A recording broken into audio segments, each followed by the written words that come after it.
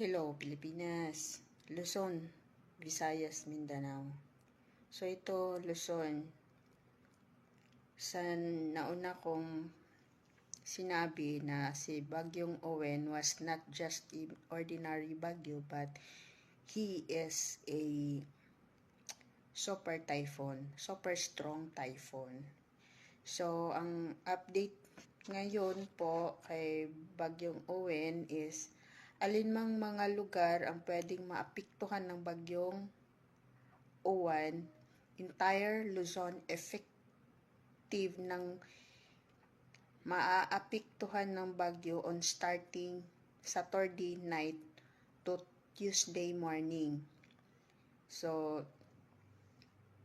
this is the places that could be possible na maaapektuhan ha.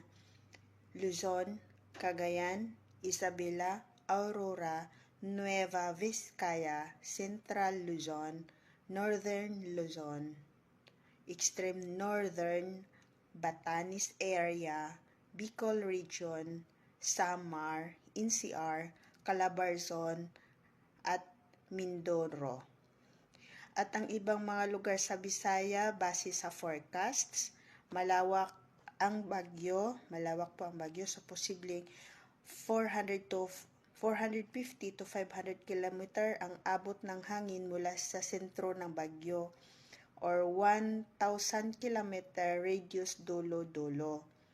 Ang warning possible ang pagbaha sa mga mababang lugar, mga dahilang malakas ng pag-ulan ang Bagyong Uwan. So, makakaranas ng heavy rainfall ang Northern Luzon at Central Luzon.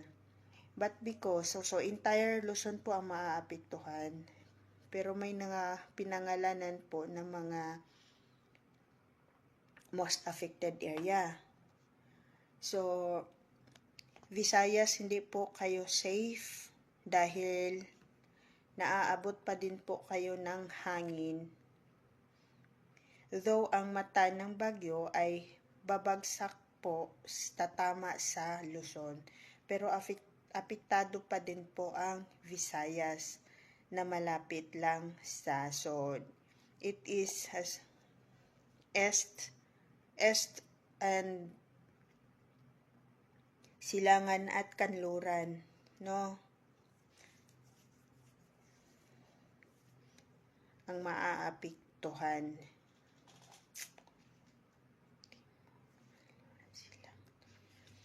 So, mag-iingat po kayo. Lagi kong sinasabi, full charge your phones, laging may load, tapos po, makinig po kayo sa inyong local government units, sa Coast Guards, at saka sa DSWD. Pag mag-warning na po sila na lumikas na po kayo. Wala pong magpapaiwan sa bahay dahil kasi sa natatandaan ko dati sa mga nangyayari, nagpapaiwan sa bahay kasi baka nanakawin ang mga gamit. Huwag po kayong magpapaiwan sa mga bahay ninyo dahil super typhoon po ito. Kung na-wash out po ni Typhoon Kalmaigi ang Cebu, what more nitong si Super Typhoon Uwan. Huwag po tayong matigas ulo ha, para mailigtas natin ang ating mga sarili. So, magandang araw, Pilipinas.